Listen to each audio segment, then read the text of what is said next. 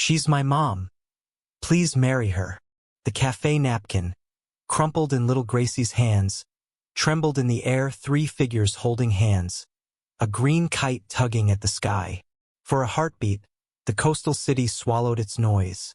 Horns hushed, the tram bell drifted far away, and Hanna Whitmore's pulse thudded too loudly in her chest. Minutes earlier, her SUV had died on the tracks. Sweat at her nape, dashboard strobing, bystanders filming. Then Jonathan Reed rolled in on a bicycle, Susan in the child's seat, a yellow bow flashing. No swagger, only steadiness. Hood up, temperature sensor secured with an improvised clamp, engine brought back to life. No charge. Around Market we look out for each other, he'd said. Now, faced with the drawing, Jonathan didn't laugh.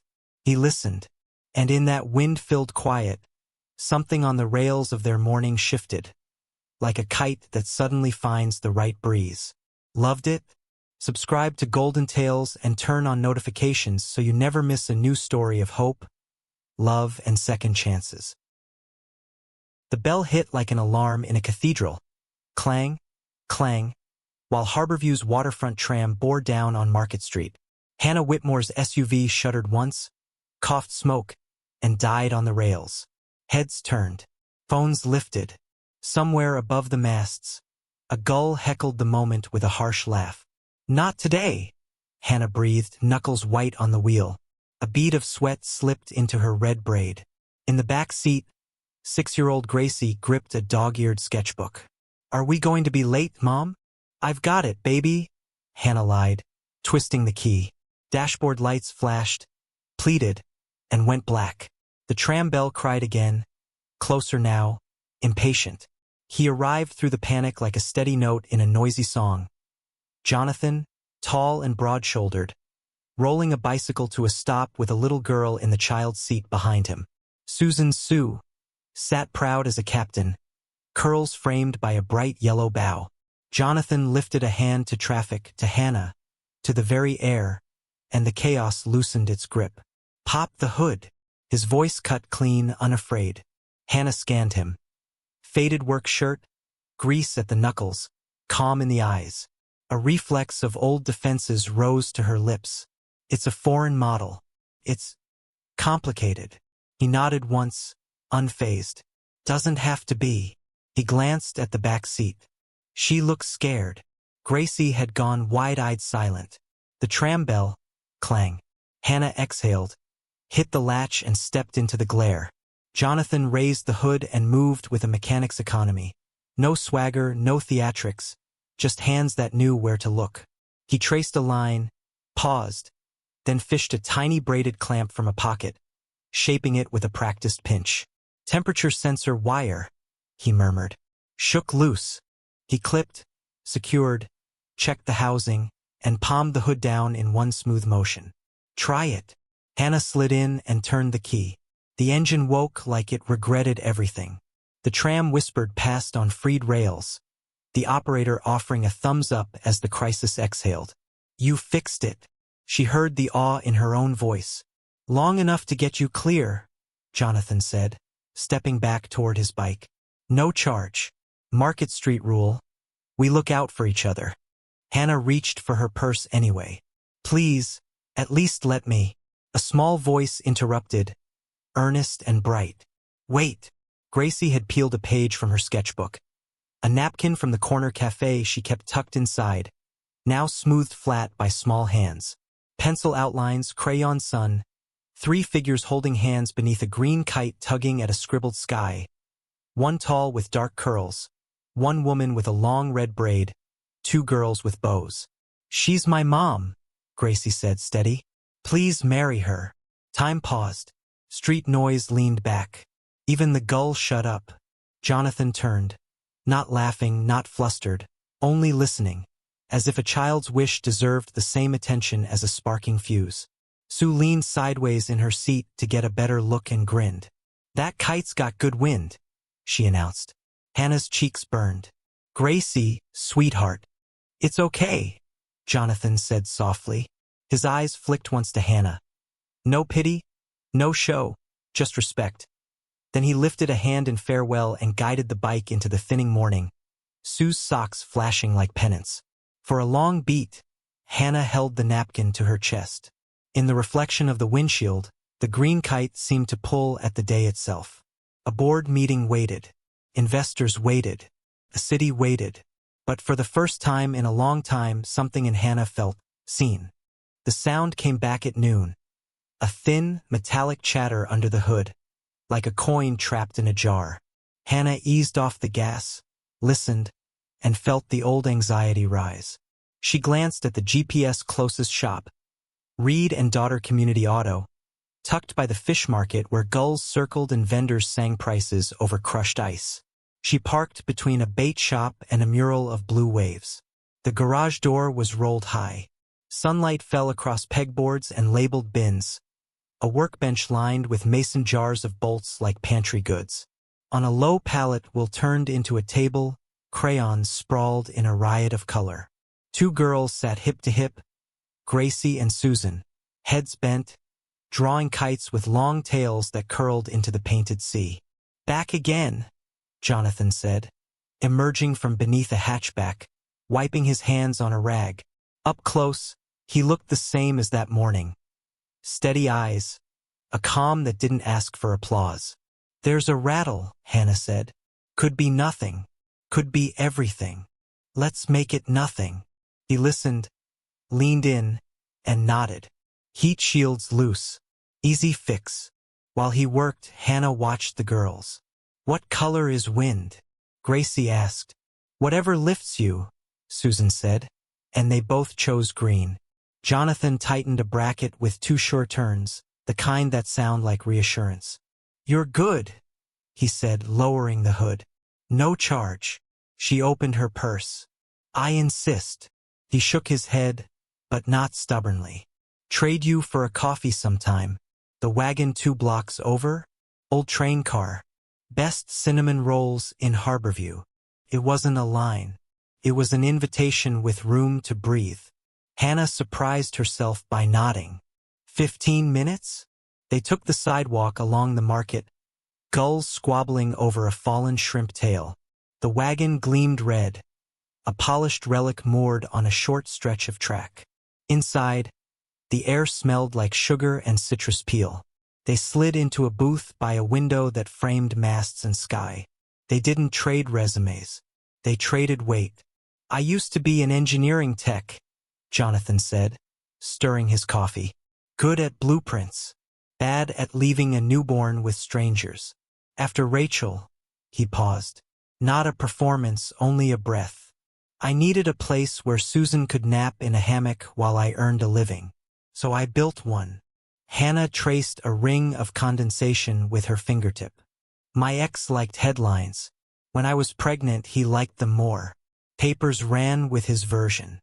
I hid in my apartment and built a company from the dining table. One invoice at a time." Outside, a gull skimmed low, a flash of white against the water. "People clap for the loud," Jonathan said, soft. "But quiet things fix the world."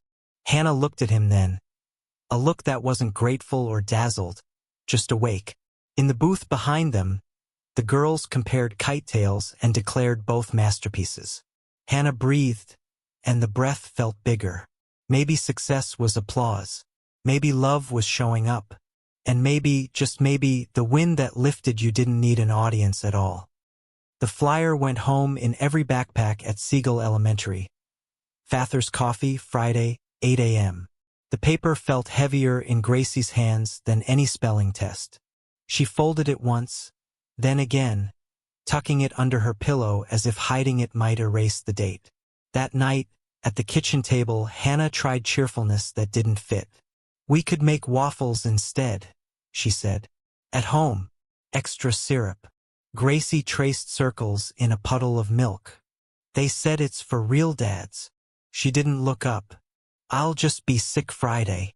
Hanna reached across and stilled her daughter's restless finger. "Hey, you are not less real because someone made a rule." Gracie's mouth tilted, almost a brave smile, then gave up. She slid off the chair and disappeared down the hall, clutching the worn-eared sketchbook that never left her side. Later, in the quiet after dishes, Hanna told Jonathan on the phone. She didn't ask for solutions. She let the worry breathe. He listened the way he always did, no interrupting, no quick fix. When they hung up, Susan found him sitting on the back steps of the garage, elbows on knees, eyes on the dark. "Is Gracie, okay?" Susan asked. "She's brave," Jonathan said. "And brave still hurts." Susan leaned her head on his shoulder. "We could do something." He looked at his daughter, at the workshop where bolts slept in jars and a hammock still swayed from a day of play, and nodded. "Yeah," he said. "We could." Before dawn, Harborview felt like a secret. A thin blade of moon hung over the school garden. The beds hushed and damp. Jonathan set a toolbox down by the crooked gate and tested the hinge. It squealed like a complaint. "Not anymore," he murmured. He worked by headlamp and habit. Sand the rust, seat a new pin, oil the latch until it whispered shut with a contented click. From a canvas bag, he pulled a small plank of sanded cedar. Susan had chosen it at the lumberyard like it was ice cream. With careful strokes, Jonathan burned letters into the grain. "For Gracie, from your extra guard." The phrase was Susan's, clumsy and perfect, a child's way of naming a thing adults make complicated. When the first teacher arrived, Jonathan asked for 5 minutes with the early kids. Little hands dipped brushes into jars of paint. They ringed the words with waves and a bright green kite, tails curling toward the corners. Someone added 2 stick girls holding hands. Another painted a yellow bow. A boy insisted on 2 dots and a line. "It's a smile, for when she sees it." By 8, the garden gate stood straight and new with its cedar sign drying in the sun. Parents gathered in the multipurpose room, cups steaming. Gracie came down the corridor with her backpack hugged to her chest and her mouth set to not crying. 2 classmates ran to her before she reached the door. "Did you see the gate? It has your name." "My stepdad can't fix stuff," one kid said, awed. "But yours, your extra guard, he fixed the whole door." Gracie blinked. The words burrowed past the ache. When she turned and saw the sign, her sign, the smile arrived before she could stop it. She shoved the flyer deeper into her backpack and walked into Father's Coffee with her chin a little higher. A small girl with a cedar secret. Hanna saw it the second she pulled into the lot that afternoon. The straightened gate, the painted kite, the letters in a hand she now knew by heart. Something in her gave way, not in collapse, but like a stiff hinge finally running true. They celebrated the way Harborview knows best, outside, where wind can find you. At the lighthouse pier, the late sun threw big sheets of gold across the water. Jonathan unpacked a cooler with the precision of a man who's learned that snacks prevent mutiny. The girls made towers out of crackers and apple slices. Hanna set a tiny camp stove to boil water and reached for the pot too soon. "Ow, hot!" Jonathan was already beside her. He took her hand the way you take a fragile thing, not because it is weak, but because it matters. He opened a bottle of cold water, poured it over the reddening skin, dabbed with the corner of a clean t-shirt, and, without thinking, blew. A soft, automatic fathering, the kind you give a scraped knee at 2 a.m. He stopped, suddenly aware. "Sorry, It's okay," she said, not pulling away. "It helps." They stood like that for a quiet beat, the stove ticking as it cooled, the ocean exhaling. Then Susan shouted that the cracker tower was twice as tall as Dignity. And everyone laughed, and the spell shifted into a new kind of ease. Twilight slipped in. Back at Hanna's house, the girls negotiated a pillow fort truce across the living room. Couch cushions became ramparts, a quilt was a roof, and a string of fairy lights made it a kingdom. They passed a flashlight like a sacred torch, told knock-knock jokes that died on the landing and still somehow killed. Jonathan and Hanna sat on the floor, knees almost touching, mugs of tea warming their palms. No one kissed. No one rushed the moment into meaning. Presence did the work. In the half-shadow of the fort, Gracie and Susan fell asleep mid-story, fingers smudged with paint from a morning deed. The house didn't feel large and echoing anymore. It felt inhabited, by breath, by small snores, by hope. Hanna glanced at Jonathan. He looked back, a nod simple as a vow. Quiet things had begun to fix the world. And somewhere above the roofline, the wind carried a memory of green cloth pulling against a sky, certain it could climb. The knock at Reed and daughter sounded like a verdict. 2 measured taps against the office doorframe. Jonathan set down a torque wrench and stepped out from under a lifted sedan. In the doorway stood a woman wrapped in beige authority. Hanna Whitmore, pearls, posture, a town car idling at the curb like an exclamation mark. "You're Jonathan," she said, not asking. "I am," he answered. "Can I help you?" Vivian's gaze skimmed the tidy pegboards, the hammock in the corner, the girl's mural of waves and a green kite on the back wall. She did not sit. "I'll be brief. My daughter, Hanna, has rebuilt her life with force and discipline. After a public humiliation, she clawed back respect. She is a CEO, a mother, a woman with standards." Her eyes hovered on the oil stains in the driveway as if they'd splashed her shoes. "And now she's entangled with a mechanic behind a fish market." Jonathan's jaw set, but his voice stayed level. "She's involved with a father who shows up." Vivian's smile was practiced and thin. "Don't mistake gratitude for love. You were kind in a moment. That is commendable. But your world and hers do not match. They will grind each other down." He could have listed what matched. Quiet mornings, burnt fingertips and someone to blow on them, girls who fell asleep in forts, relief that felt like breathing again. He did not list them. He simply said, "Hanna can decide her own life. She can," Vivian agreed. "And she will choose stability. A beat. Do the right thing. Let her go before she pays for sentiment." When the door clicked shut, the garage seemed louder, like every tool had found a way to rattle. Susan rolled in from the alley, a grease stripe on her cheek, 2 juice boxes under her arm. Who was the fancy lady? "Someone who believes she knows what's best for other people," Jonathan said, softer than he felt. They drank in the shade. The hammock swayed. Across town, an unanswered call lit Jonathan's phone. He let it dim. He told himself it was protection. He told himself storms could be averted by pulling boats from the water. Days stretched. Hanna's texts stayed gentle, as if she were cradling the space between them. "Everything okay?" Gracie drew the kite again. Jonathan typed replies and erased them. "I'm sorry. It's complicated. Your mother came." He said nothing. He fixed cars, returned keys, worked later than he needed to.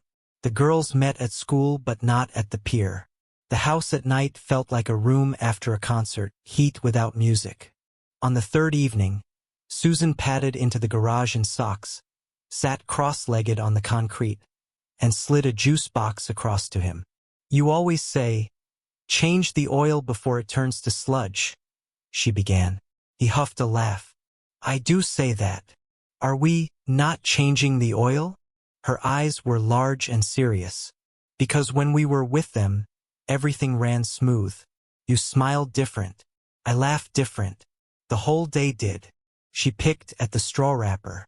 "Are you quitting because some lady said our wrench doesn't fit their bolts?" "Hey," he said, startled and stung. "No one quits on you. But you're quitting on you." She leaned in. "Happiness needs maintenance, too." It landed in him like a bolt seating true. Click. Unmistakable. He pulled her into his chest and let the silence fill with what he'd been avoiding. Fear dressed as nobility, distance posing as care. Across town, Hanna stood in her kitchen facing Vivian across the island, marble cold under her palms. "You spoke to him," Hanna said, not a question. "I spared you," Vivian replied. Hanna's laugh was brittle. "From what? Quiet? Steadiness? Someone who looks at me like I'm not a headline." "He is a mechanic." He is a man who fixes more than cars, Hanna said, voice rising. He fixed a gate so my daughter could walk into a Father's coffee with her chin up. He fixed my house so it finally sounded like life. She took a breath that shook. I don't need a matching resume. I need presence. I need decent. Vivian's face pinched, not with cruelty now, but with a mother's ancient terror of watching a child step beyond her map. You deserve safety, she murmured. I deserve choice, Hanna said. And so does my daughter. She grabbed her coat. At the door, something bright under the mat caught her eye. A folded sheet of construction paper, paint still faintly tacky. 2 girls. 1 tall man. 1 woman with a long red braid. Kite arrowing into blue. In 2 clumsy handwritings, we already have a family. Gracie and Susan. Hanna pressed the picture to her heart. In a town that measured life by tides and bells, she knew exactly which way the wind was blowing. And somewhere in a tidy garage, a father who'd been protecting was about to decide whether to love bravely or maintain a fear that only looked like care. Rain stitched Harborview into long silver threads as Hanna pulled to the curb outside Reed and daughter. The garage was dark, the street lamp throwing a halo on the roll-up door. She hesitated only long enough to press the drawing to her chest. The one from under her doormat, paint still faintly tacky. 2 girls, 1 man, 1 woman with a red braid, and a kite climbing a blue sky. In the corner, 2 handwritings braided into one message. We already have a family. She stepped out into the wet and waited. 10 minutes. 20. A full hour. Just the sound of rain and breath and her mind repeating what choice feels like when it stops apologizing. The door finally groaned up. Jonathan stood backlit by warm light. The workshop behind him hushed. Jars of bolts like constellations. A hammock still with the memory of afternoon sway. You're here, he said, as if the fact could still surprise hope. I know what you did, Hanna answered. I know why you pulled away. But I never asked you to protect me by disappearing. He swallowed. Your mother is afraid, Hanna said gently. But I'm not. Not of this. She lifted the damp paper between them. I choose this. I choose you. The rain hushed itself for the beat that followed. He took 1 step forward, then another. No speeches. No bargaining. Just 2 people who had nothing left to perform and everything left to live. He opened his arms. She went into them. There, in the doorway that held back tools and night and the life he'd built from grief. They stood until the choice wasn't a cliff anymore. It was ground.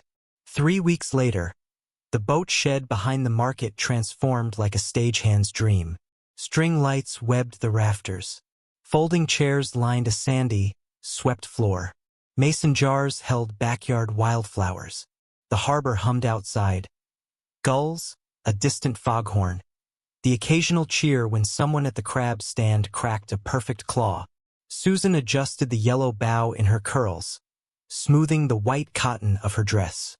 Gracie checked the petal basket for the 9th time. We practiced, she whispered. Don't forget the spin. I won't, Susan promised, very serious. On now. Music began. Just a teenager from the bakery next door coaxing sunshine out of a second-hand guitar. Jonathan stood under a simple driftwood arch, suit freshly pressed, palms open. He looked like a man who had stopped arguing with the sky. The door at the back opened. Hanna stepped in on a breath, dressed simple, hair braided over one shoulder like a vow that started at the scalp and ended at the heart. The girls executed a perfect pedal spin down the aisle. Laughter skated across the room. Jonathan's eyes shone, not with spectacle, but with recognition. Here we are. They didn't hire an officiant with dramatic cadence. The bakery teen set down the guitar and read a short line about harbors and storms and how boats aren't built to live on land. Then it was just vows in their own words. I won't try to fix you, Jonathan said to Hanna, voice low and steady. But I will be beside you while you fix what only you can. and I will keep a kettle on for the days when words cost too much. Hanna's smile was the kind that bends light. You see me, she said. Not the headline, not the boardroom version. The human who burns her fingers on a camp stove and forgets to breathe when someone is kind. I promise presence. I promise to choose the quiet work of us when the loud world asks for a show. They exchanged rings. The girls hooped. Vivian, in the second row, had kept her pearls. But somewhere between the guitar and the vows, something in her face rearranged. She pressed a knuckle to the corner of one eye, not willing to call it a tear, exactly, but not willing to deny it either. Later, when cake plates were abandoned in favor of chasing dusk, Jonathan led Hanna outside to the alley behind the shed. A tarp waited beside a string of soft bulbs. He grinned with a shy boy's mischief. Your wedding present. If you say a carburetor, I say annulment, she warned, laughing. Not a carburetor. A reminder. He pulled the tarp free. Underneath, a mint-green Vespa gleamed, chrome bright enough to hold moonlight. On the side, in small hand-painted daisies, was a green kite curling toward the seat. A tiny brass plate on the rear fender read, with time and care, everything finds its way back. Hanna touched the plate with a fingertip. You rebuilt this? Found her in a shed by the lighthouse, he said. Rust in the seams. The engine hadn't fired in years. Everyone said sell for parts. He shrugged. She wasn't done. Turns out neither were we. She kissed him soft, then sure. When they returned inside, Gracie demanded a ride around the block 2 times, slow, and Susan insisted on being the horn captain. The Vespa circled the market under fairy lights, the girls' laughter painting the night in bright strokes. As the last of the sun slid into the harbor, they walked to the lighthouse pier. The wind was up, the right kind, the kind that lifts. The girls unfurled a green kite stitched that afternoon by 3 stubborn seamstresses. 2 small, 1 red-braided. Jonathan held the frame, Hanna the tail, the girls the line. Ready? He asked. Now! They shouted. The kite leapt, dipped, then found its lane and climbed. It climbed past the masts and the rooflines, past the place where gulls argue about fish, into that slice of sky that belongs to anyone willing to hold the string and trust the wind. The 4 of them held it together, hands overlapping, tugging, releasing, laughing when it pulled hard like joy often does. Hey, Susan said, breathless. Families are like kites. How? Gracie asked. They go higher when more hands hold, Susan answered, satisfied. Hanna rested her head against Jonathan's shoulder. We're really doing this. We already did, he said. We just had to notice. Behind them, Vivian stood at the edge of the shed's light, the string of bulbs crowning her in halo fragments. She watched her daughter and these 3 others, 1 man, 2 girls, holding a line steady against a living wind. She didn't step forward. She didn't speak. But when she turned, her face was soft with an old truth rediscovered. Safety is sometimes a person, not a plan. Night settled like a blessing. The kite rode dark blue air. The boat shed rang with the scrape of chairs, the lazy stacking of plates, the small music of a community closing the day. No fairy tale, just repaired hinges and cinnamon roll cafes and a harbor town that learned all over again how quiet things fix the world. A widower who stopped apologizing for wanting joy. A CEO who refused to perform strength instead of being strong. 2 girls who said out loud what love already knew. If this story touched your heart, subscribe to Golden Tales and turn on notifications so you never miss the next chapter of hope, love, and second chances. Which part moved you most? The sign on the garden gate, the rain-lit doorway, or the kite finding its wind? Tell us in the comments, and stay tuned. More Golden Tales are on the way.